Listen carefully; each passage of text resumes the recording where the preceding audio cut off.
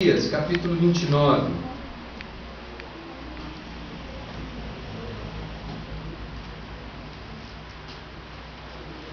Jeremias, capítulo 29, versículos de 5 a 7. Se alguém puder ler, por favor. Edificai casas e habitai-as, plantai jardins e comei o seu fruto. Tomai mulheres e gerai filhos e filhas. Também tomai mulheres para vossos filhos e dai vossas filhas a maridos, para que tenham filhos e filhas. Assim, multiplicai-vos ali e não vos diminuais. Procurai. Tá bom, obrigado. Muito obrigado. O que nós temos nessa passagem é Deus vocacionando o seu povo, falando que durante a experiência de cativeiro, eles deveriam fazer uma diferença social, ampla. Então aqui você começa com necessidade imediata, perto. Depois necessidade mais ampla. E finalmente uma necessidade que extrapola. Agora a cidade inteira. Então quem sabe logo vocês começam... Como é que é o nome do bairro aqui? Graziella. O bairro vizinho é São José? Aí daqui São José. Daqui a pouco é o Sesc, é o Boa Vista, é o Parque Maria Helena, é Suzano, é o estado de São Paulo. E onde é que começou esse negócio que está revolucionando esse país? Começou lá numa casa no Jardim Graziella. É possível. Grandes coisas começaram exatamente assim. Necessidade. Quais são as necessidades que você vê? Isso é tão importante porque começa a mostrar a nossa vocação. Tem coisa que a Júlia enxerga que eu não enxergo. Já perceberam isso? Porque isso é parte de quem você é. O tipo de necessidade que você enxerga já vai mostrando como Deus tem vocacionado e chamado você. Por exemplo, um bom músico, ele percebe coisas que eu não percebo. Um teólogo percebe coisas que o outro não percebe. Porque faz parte já da nossa... Quais são as necessidades que você enxerga? Bom, é claro que isso não é suficiente, né? Precisa ter algo mais. Eu gostaria que você se lembrasse. Vamos voltar no outro 3. Qual é o primeiro 3 que eu apresentei? Muito bem. Se você cumpriu aquele, você está pronto então agora para esse aqui. O primeiro deles qual foi agora? Necessidade. Isso. Agora, para rimar de novo, eu vou usar a palavra desejabilidade. Só para desejo não vai combinar, né? Desejabilidade. Porque aqui é outra chave importante para você descobrir a sua vocação. Tem uma porção de necessidade que você pode enxergar, mas que você não se sente interessado, você não tem desejo de trabalhar naquela área. Então, aquilo não te é desejável. Então, primeiro você tem que enxergar a necessidade, mas precisa ver se há desejabilidade. Se você fala, não, tá aí, olha, estou vendo a necessidade, é uma coisa com a qual eu gostaria de trabalhar. Ou, que área dessa necessidade eu gostaria de trabalhar? Por exemplo, um projeto com crianças pequenas, talvez você não goste de dar aula, mas você pode ser um captador de fundos, porque sem dinheiro não se faz nada. Talvez você vai ser o administrador. Talvez você vai ser quem recruta voluntários. Então é preciso que haja um equilíbrio entre a necessidade e a desejabilidade. Isso é desejável, eu tenho vontade de fazer isso. Som do seu coração, eu tenho vontade de fazer isso. Que vontade eu tenho? Muitas pessoas acham que não é legítimo a gente considerar a nossa vontade na hora de considerar a vocação. Mas eu discordo disso. Porque se nós seguirmos os 3 primeiros passos que a gente viu, não há o menor problema, porque nesse sentido o nosso desejo foi filtrado. O que não dá é cair egocentricamente, sem experiência de conversão, de comunhão, e querer que a coisa aconteça do nosso jeito. É diferente. Mas é errado também a gente pensar que Deus é um ser masoquista sentado no céu, e que Ele só vai mandar você fazer aquilo que você não gosta. Ah, Deus está louco para você falar, eu quero ser missionário. Porque o dia que você falar que vai ser missionário, eu vou te mandar para uma tribo de canibais. E você vai terminar dentro de um caldeirão fervendo com cebola e batata. Tem gente que acha que Deus é assim. Que se Ele falar, Deus, eu quero. Então Deus fala, agora então você vai se lascar. Não tem gente que pensa assim de Deus? Não, mas está errado. Olha o que diz o Salmo 37, versículo 4.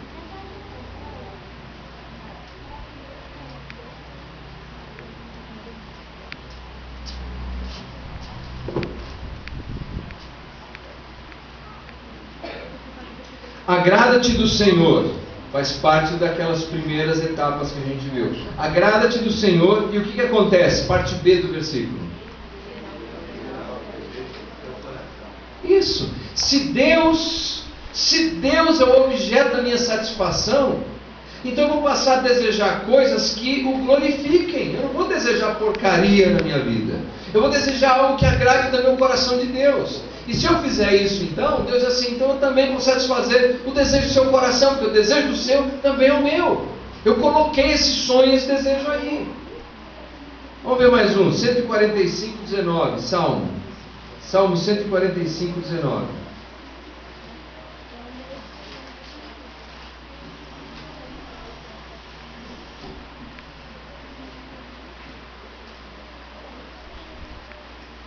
Se alguém encontrou, pode ler, por favor. Ele cumpre o desejo dos que o temem, ouve o seu clamor e o salva. Ele cumpre o desejo daqueles que o temem. Jesus chegou para um cego e fez uma pergunta para o cego. Qual foi? O que queres que eu te faça? Ele dizia, dá um cheque, faz uma doação, dá um dinheiro. Mas aquele homem sabia o que queria. O primeiro desses três aqui necessidade. E o segundo, isso aí, desejo. Desejar. Por quê? A necessidade não é suficiente para girar a roda. Sabiam disso? O que gira a roda é o desejo. É quando você tem vontade, arregaça a manga e vai para cima. Você não para.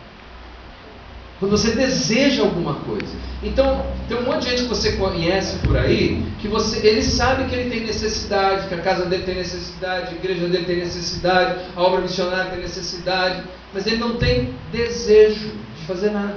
Não deseja de fazer nada. E nada acontece. Então, só identificar a necessidade não é suficiente. É preciso desejar. O que você deseja? Você que está aqui nessa noite, o que você deseja fazer? Que impacto você quer produzir? O que você gostaria de ver acontecendo? Essa noite aqui está acontecendo porque alguém identificou uma necessidade. E ele viu que isso aqui era desejável, ele queria fazer isso acontecer e se mexeu. E essa noite está acontecendo. E se você começar a olhar à sua volta e ver outras necessidades e desejar, verdadeiramente desejar, nós vamos ver coisas incríveis acontecerem. Mas há um problema, o que você deseja? Se você não deseja nada, vai acontecer nada. Jesus disse, conforme o registro de Mateus, no capítulo 5, versículo 6, bem-aventurado aqueles que têm fome e sede de justiça, que eles vão continuar famintos. Não, por quê? Serão saciados, serão fartos. Mas se não tem fome de nada e não tem sede de nada, nada vai acontecer. Jesus disse no Evangelho de João, capítulo 16, versículo 24, até agora vocês não me pediram nada no meu nome, mas quando vocês pedirem, vocês vão receber, para que a alegria de vocês seja completa. Agora, essa oração não é uma oração do tipo, Senhor, me dá um BMW em nome de Jesus. Parece lá. Não é. É a oração em nome de Jesus. É pedir o que Jesus pediria. Está tão alinhado. Perceberam? Mas aí quando você está, e é no contexto da vida frutífera, capítulo 14, capítulo 15, capítulo 16. Se você pedir a Deus o desejo do seu coração, porque o desejo do seu coração é ser frutífero, Deus vai responder a sua oração. E você vai dar fruto que permanece. Você vai ver. Agora, é claro, eu vou agora concluir com esse ponto. Primeira palavra, então, necessidade, desejabilidade ou desejo, E terceira, claro, habilidades. Porque às vezes também eu posso ver a necessidade, eu posso desejar, mas eu posso não ter aquela habilidade. Há vários textos que tratam disso. No Novo Testamento, por exemplo, a Bíblia nos fala, nos apresenta 4 listas dizendo que Deus é quem dá dons aos homens. Romanos capítulo 12, primeira carta de Paulo aos Coríntios capítulo 12, Efésios capítulo 4, primeira carta de Pedro capítulo 4. Deus é quem capacita as pessoas. Deus dá dom. No Antigo Testamento Deus deu habilidades a homens e mulheres. Deus é quem nos capacita. Então não adianta eu olhar para uma área, eu vejo uma necessidade e aí eu falo, tá, eu desejo, eu vou fazer, não dá. Quem nasceu para tucano não vai ser beija-flor. Então, nós somos diferentes, mas pelo menos tem uma coisa legal para te dizer que eu aprendi na Costa Rica. As aves mais belas não precisam cantar. Não é bom saber disso? Então você que não canta, aleluia, talvez você seja uma ave muito bela, não precisa cantar. Mas então você tem que olhar a necessidade, ver se você tem desejo, mas aí ver se tem habilidade. Vamos ver alguns textos rapidamente. 1 aos Coríntios, capítulo 12.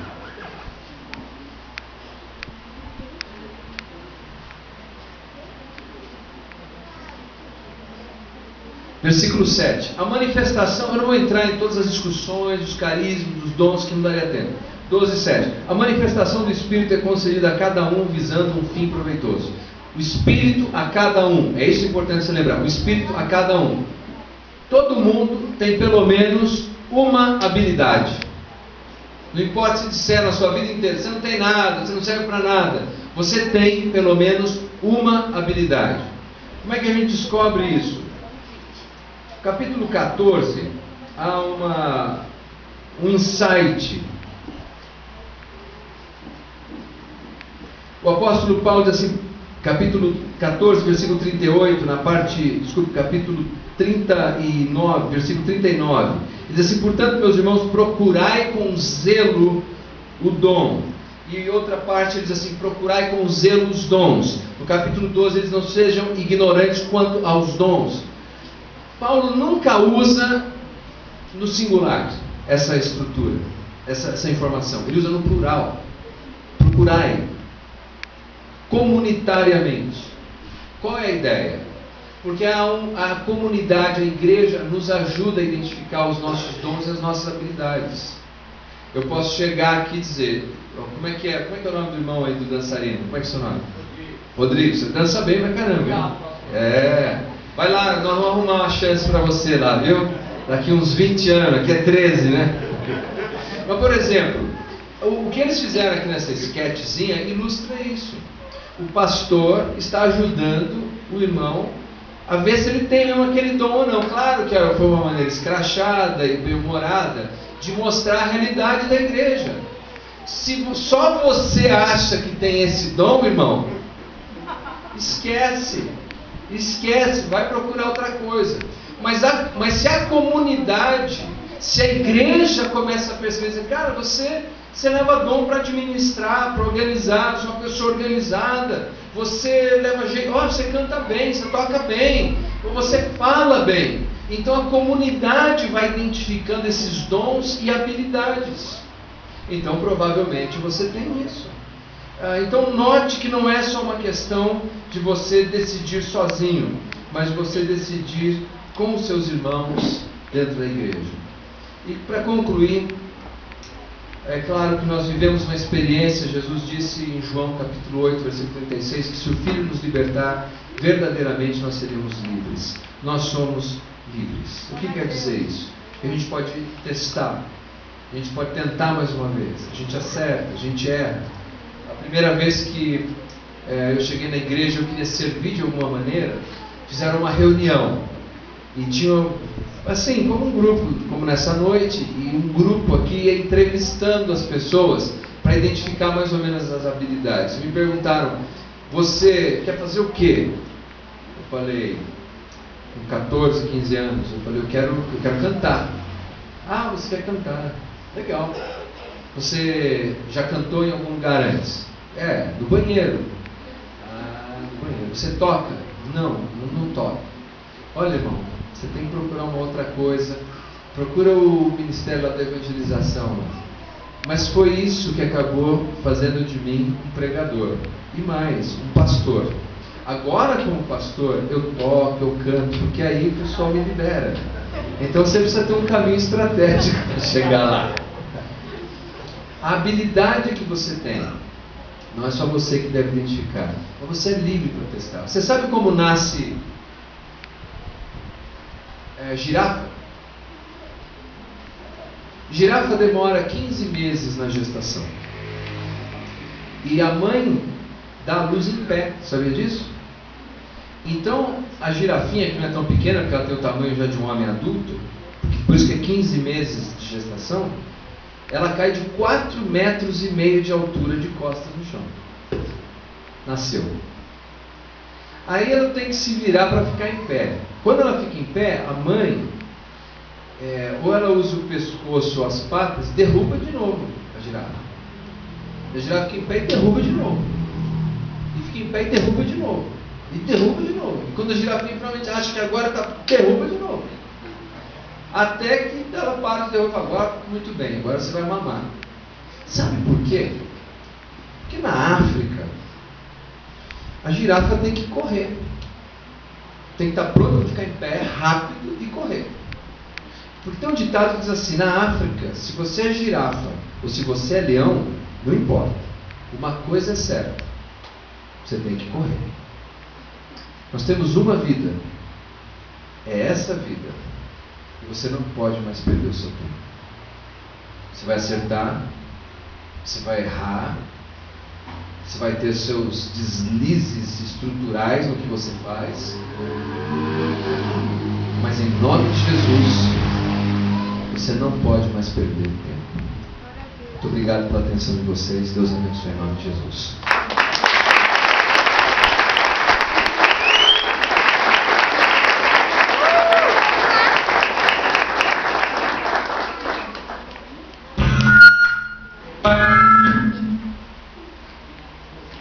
Porque não é minha vocação, né? Não é meu talento. Gostaram? Foi bom? Sim. Tem pergunta aí? Deixa eu ver. Não tem, né? Não tem pergunta? Ficou tão claro assim? Sério? A gente vai forçar vocês a perguntar. Pedir o pessoal liberar aqui pra gente. Vamos lá, cadê a equipe? Equipe. Vou ajudar você, Cristiano. Meu soldado.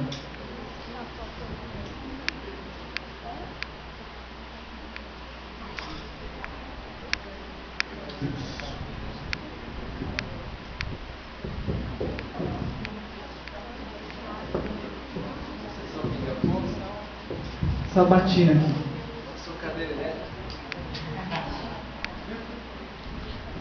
Como vai funcionar aqui, ó? Eu sei que vocês têm, né? Vocês vão me ajudar. Sei que tem alguns obreiros aqui que já estão na ativa. Talvez o seu discípulo, membro da sua igreja, não tenha coragem de se levantar e fazer uma pergunta. Então faça você em nome da sua comunidade. Talvez você até tenha a resposta, mas faça a pergunta que talvez você, poxa, isso seria interessante eles saberem, o pessoal talvez não ficou claro. Queria que você viesse aqui à frente, tá? Usasse esse microfone para que todos pudessem ouvir a sua pergunta. Pode ser? Vamos lá? Quem é o primeiro, é o corajoso? Vem comigo. Vem cá, Julião. Estou apresentando os que eu soubesse, é o Júlio, tá? Nosso amigo. Fizemos teologia junto aí. É uma pessoa assim, fenomenal, né? Questionador. Eu acho que ele vai fazer umas 15 perguntas hoje.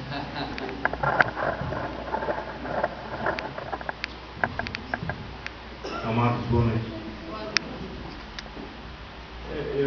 Na realidade, não é uma pergunta, é uma pergunta. A questão da necessidade aí, como vocacionador, né? Como cumpridor do papel do chamado. Eu me baseei aqui no caso aqui, procurei correndo aqui, quando foi aberto aqui para perguntas, eu procurei aqui em Esdras, né?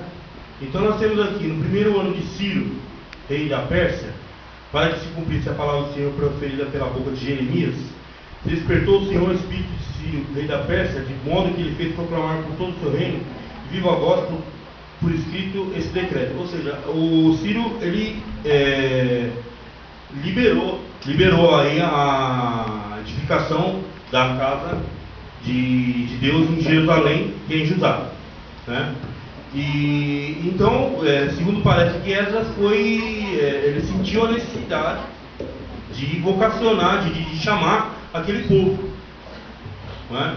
Então é o que me parece que é isso, essa necessidade que você vê numa comunidade, é isso que pode ser a sua vocação? Excelente texto. Esse texto serve bem de ilustração, como também poderia servir o texto de Neemias, porque um reconstrói as muralhas, o outro faz a reconstrução do templo, e os dois eles se movem exatamente nessa direção. Eles veem uma necessidade e eles se municiam dos recursos necessários para poderem cumprir aquela tarefa. Há outros exemplos que nós poderíamos ver, por exemplo, nos textos históricos, nas narrativas, como Esther.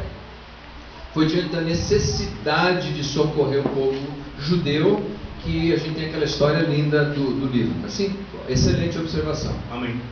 Obrigado. Mais alguém? Pode vir.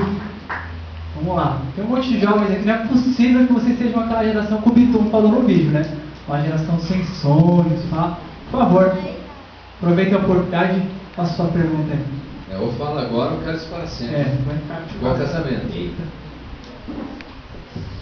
A minha pergunta é, né, tipo, você fala de necessidade, aí você vê uma necessidade, nem isso, uma coisa que você deseja fazer, mas você procura no meio dos seus amigos na igreja e nenhum gosta, tipo, você poderia fazer com alguém de fora ou teria que ser necessariamente da igreja?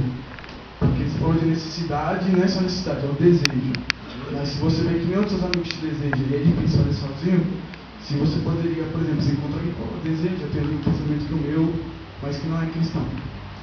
É excelente a sua pergunta. Bom, nós precisamos distinguir, embora esses termos que eu vou usar sejam sinônimos do ponto de vista técnico, do ponto de vista prático, eu vou fazer uma distinção. Serviço e ministério. Por exemplo, ministério nós poderíamos definir apenas o aspecto prático, como ensinar a Bíblia, evangelizar, pregar, doutrinar, dentre outros. São atividades ministeriais. Você pressupõe que a pessoa tem que ter uma experiência de conversão, de comunhão, para ter essa ação. Existem outras áreas que você pode, como cristão, ter parceria com pessoas que não são convertidas para viabilizar o bem comum de uma determinada região. Eu explico. Por exemplo, às vezes nós promovemos eventos para oferecer lanche a crianças carentes. Qualquer um é bem-vindo a ajudar a preparar o lanche. Agora, dar o estudo para as crianças, somente aqueles que são convertidos. Uma outra coisa importante que você tem que considerar nessa pergunta é a sua igreja local. E qual é a percepção da igreja local? Porque nós devemos também respeitar a nossa liderança local e a comunidade a qual nós pertencemos. E às vezes a leitura de uma comunidade, desse aspecto prático que eu estou te dizendo, ela difere da outra. E é infinitamente melhor que você faça a opção de estar em harmonia com a sua comunidade local. Por exemplo, Pedro, quando ele está no templo, tem lá um homem aleijado e pede a ele um dinheiro. Você lembra disso? E ele falou: não tenho nem ouro nem prata, o que eu tenho eu te dou. Em nome de Jesus Nazaré, levante e anda. Por que Pedro não tinha nenhum dinheiro? Nós sabemos em Atos que a igreja tinha dinheiro, porque todos os recursos eram vendidos e colocados aos pés do apóstolo. E parece que o que ele está dizendo é que ele não se sentia na liberdade